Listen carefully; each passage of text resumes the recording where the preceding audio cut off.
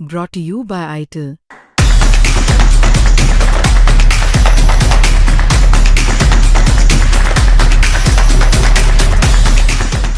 बहुत बहुत स्वागत है आप सभी का स्पोर्ट्स तक में। आपके साथ मैं हूं प्रियांशु शर्मा।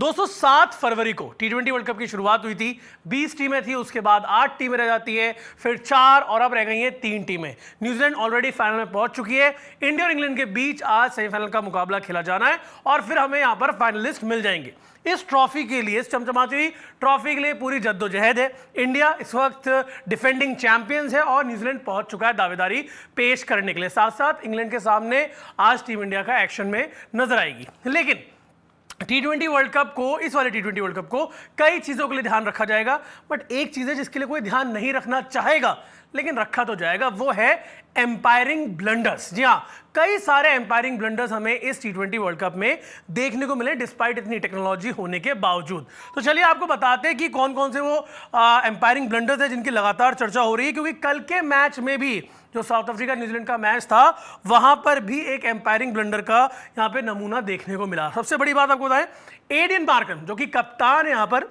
साउथ अफ्रीका के, वो एक कल शॉट खेलते हैं 8वें ओवर में, और अगर हम देखें यहाँ पे उन्होंने वैसे 20 बॉलों में 18 रन बनाए, लेकिन वो शॉट जो उन्होंने खेला वो डैरिल मिचेल कैच करते हैं। और जो आप ये तस्वीरों में देख सकते हैं, बहुत ही यहाँ पे डाउटफुल था कि ये कैच क्लीन है या नहीं है, और जो सोशल मीडिया पे रिएक्शन आ रहा था उसमें दिख रहा था लोगों को, उनका कहना था कि ये बॉल साफ तौर पे ग्राउंड पे वो टच कर रही है। लेकिन नितिन मेनन जो यहां पर थर्ड एम्पायर थे, उन्होंने इसको आउट करार दिया और उसके बाद से लगातार ये चर्चा होने लगी कि क्या ये सच में आउट था। अब आप लोग बताइए कि किस तरीके से चीजें आपको नजर आ रही है कि ये आउट था नहीं था, आपके हिसाब से आप लोगों की क्या राय है? क्योंकि जो तस्वीरें आप लोग यहां पर देख रहे हैं उसमें कभी कभी देखने पर ऐसा लग रहा है कि ये बॉल यहां पे ग्राउंड को टच कर रही है। अब आप लोगों की क्या राय, आप अपनी राय हमें कमेंट सेक्शन में जरूर बताएं। इसके अलावा बात करते हैं दूसरे यहां पर एम्पायरिंग ब्लंडर की। वो तो भाई बहुत ही बड़ा एम्पायरिंग ब्लंडर था, उससे इंपैक्ट पड़ गया मैच के रिजल्ट पे। मैं बात कर रहा हूं पाकिस्तान और श्रीलंका के बीच जो सुपर 8 का मुकाबला हुआ था। शाहीन शाह अफरीदी गेंदबाजी कर रहे थे और आखिरी गेंद पर चाहिए थे 6 रन। दाशुन का जो उस ओवर में अच्छी खासी कुटाई कर चुके थे शाहीन शाह अफरीदी की, एक बॉल आती है और जो तस्वीर आप देख रहे हैं यहाँ पे वो साफ नजर आ रहा है यहाँ पे कि ट्रैम लाइन के बाहर गेंद थी यहाँ पे, लेकिन वो वाइड बॉल करार नहीं दी गई। और बाद में सब लोग यहाँ पे शॉक्ड रह गए कि भाई आखिरकार ये वाइड बॉल क्यों नहीं दी गई, और मैच खत्म हो गया। सनत जयसूर्या जो कि कोच है श्रीलंका के, वो भी काफी ज्यादा शॉक्ड यहां पर नजर आ रहे थे।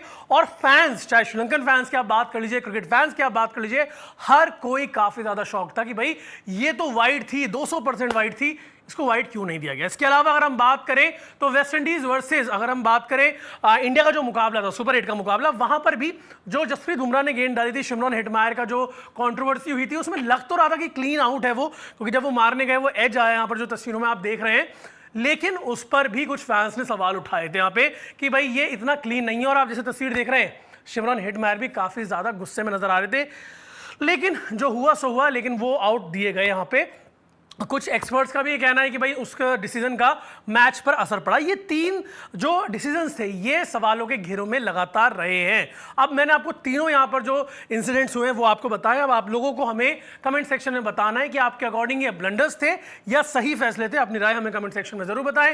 वीडियो अच्छी लगी हो वीडियो को लाइक करें, स्पोर्ट्स तक को सब्सक्राइब करना बिल्कुल ना भूलें। Thank you so much.